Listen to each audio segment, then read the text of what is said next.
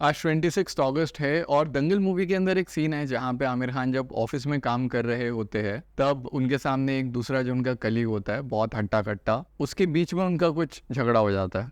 ठीक है, वो उसको बोलते हैं कि कुश्ती लड़ेगा, वो बोलते हैं हाँ ठीक है लड़ लेंगे। अभी जब वो उसको उठा के पटक देते हैं तब वो इंसान बोलता है कि दम है तेरे में, तूने एक स्टेट लेवल चैंपियन को हराया है। वो बोलते हैं अरे दिल छोटा मत कर, नेशनल लेवल चैंपियन से हारा है तू। अब क्वेश्चन ये है कि हम सब उतना बड़ा बनना चाहते हैं अपनी फील्ड में या अपनी ज़िंदगी में या किसी भी चीज़ में कि कोई भी सामने आए हम उसको पछाड़ के रख दें। और अगर आप देखो तो बेसिकली ये है कि ये सामने वाला है, ये हम है और ये ग्रोथ है और हमको उतना बड़ा बनना है। बट एक छोटा सा प्रॉब्लम है कि उतना बड़ा बनना अगर है तो अगर हीरोज़ जर्नी जो किताब लिखते हैं उसके अंदर हीरो की जो कहानी होती है ना, उसके अंदर एक बहुत इंपॉर्टेंट चीज़ होती है और वो होती है प्रॉब्लम। जब भी आपकी ज़िंदगी में, जैसे आप हीरो हो, आपकी ज़िंदगी में आप आगे जा रहे हो तो एक चीज़ आएंगी जिसे कहेंगे प्रॉब्लम या डिज़ास्टर या परेशानी, जो भी आपकी ज़िंदगी में आए। अक्सर हम लोग इससे भागने की कोशिश करते हैं, हमको इससे डर लगता है, हमको ये फेस नहीं करना। हम सब चाहते हैं कि हम सब ग्रो हो लेकिन एकदम सुकून से हो जाए, जो बहुत मुश्किल चीज़ है। तो उसको हैंडल कैसे करेंगे, यहाँ पे सिर्फ कुछ चीज़ें समझ लीजिए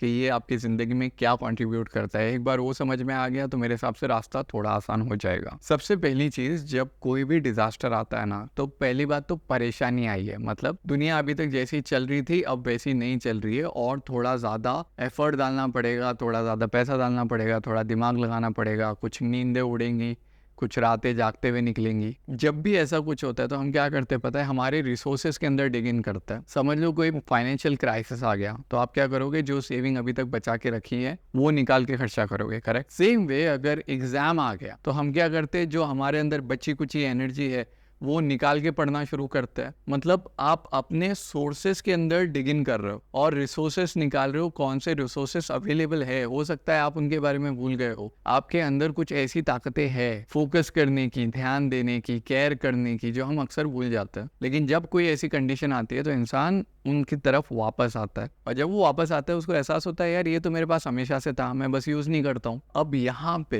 एक बार आपने इस रिजर्व को, इस खजाने को ढूंढ लिया तो जिंदगी में जो आगे का रास्ता है ना उसमें ये ऐड हो जाएगा। पहली बात तो वो आपको ग्रोथ देगा। दूसरी चीज एक होता है जिसे कहते हैं development of empathy. Empathy develop करना, अब आप किसी को भी देख लो जिनके बच्चे या तो कैंसर से गुजरे हैं या जो खुद कैंसर से गुजरे, उसके बाद में एक फाउंडेशन शुरू कर देते हैं या हेल्प करने लग जाते हैं। ऐसे लोग जो प्रॉब्लम से गुजरे हैं, डिजास्टर से गुजरे हैं, सिर्फ वही समझेंगे ना कि कैसे हैंडल करना है या आगे कैसे कर जाना है या किसी को मैं कैसे हेल्प करूं। यहाँ पे आप वो डेवलप करते हो तो अभी मेरे हिसाब से आप देख सकते हो कि थोड़ा ग्रोथ का रेशियो यहाँ पे तो बढ़ेगा। और देखते हैं एक और चीज़ है कि ज़िंदगी में ना हम अक्सर वक्त बहुत वेस्ट करते हैं, चीज़ें वेस्ट करते हैं, रिसोर्सेस वेस्ट करते हैं उन चीज़ों के ऊपर जो मैटर नहीं करती। लेकिन अगर किसी ने एकदम नियर डेथ एक्सपीरियंस लिया है, जो बस मौत के एकदम करीब से गुजरा है, उस एक्सपीरियंस के बाद में वो इंसान जो फालतू की चीज़ है ना उन पे ध्यान देना बंद कर देगा। अक्सर अगर समझ लो आप इंडिया से बाहर जा रहे हो या आप कोई भी बहुत बड़ी मुसीबत से गुजरे हो, तो कई बार जब हम लोगों से बात करते हैं ना या ऑफिस छोड़ते हैं, जब हम बोलते हैं कि अगर कुछ कहा सुना हो गया होगा तो माफ़ कर देना।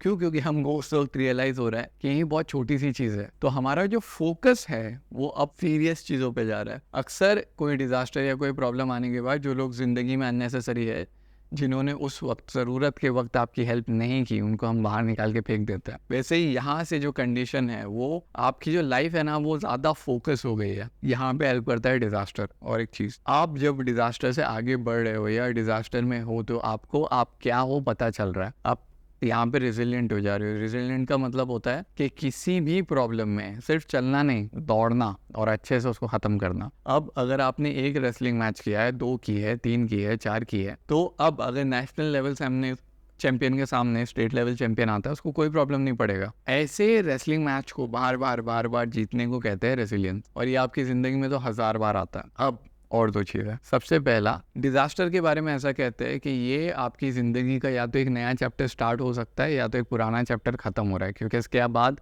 आप जैसे थे आप वैसे नहीं हैं। यहाँ पे आपके गोल्स रीसेट होते हैं। तो जिंदगी को आप जिस भी पर्सपेक्टिव से देख रहे थे, अब ऐसा समझो कि वो पर्सपेक्टिव अपडेट हो गया। अब इतना समझाने के बाद और एक चीज़ आती है और ये बहुत इंपॉर्टेंट है, पोस्ट ट्रोमैटिक ग्रोथ। अक्सर इंसान जब डिजास्टर से निकला है ना, तो वो उसमें कोई ना कोई ग्रोथ भी आती है उस ट्रोमा को झेलने के बाद में। वो ग्रोथ अक्सर आपको आपका पर्पस और गोल अलाइन कर देती है। जब आप यहाँ पे आ गए तो आप देख रहे हो जो भी डिजास्टर था, जो भी जिंदगी में आपके प्रॉब्लम आई है, उसके कंपैरिजन में आप कितना ऊपर उड़ गए हो यार। अगर इसी को समझ लोगे ना, तो अगर आपकी जिंदगी में अब भी कोई डिजास्टर चल रहा है, सो आई जस्ट होप वो आपके लिए आसान हो जाए। और एज ऑलवेज सम अप करने के लिए एक शेर है, कौन कहता है कि मौत आएंगी तो मर जाऊंगा, मैं तो दरिया हूँ समंदर में उतर जाऊंगा। चारा साजों से अलग है मेरा मेयार के मैं जख्म खाऊंगा तो और संवर जाऊंगा। अगर आपको वो कोट याद हो, whatever doesn't kill you make you stronger, basically यहाँ पे शायरी में वही बोल रहा है। जिंदगी शम्मा की मानिंद, मानिंद मतलब लाइक,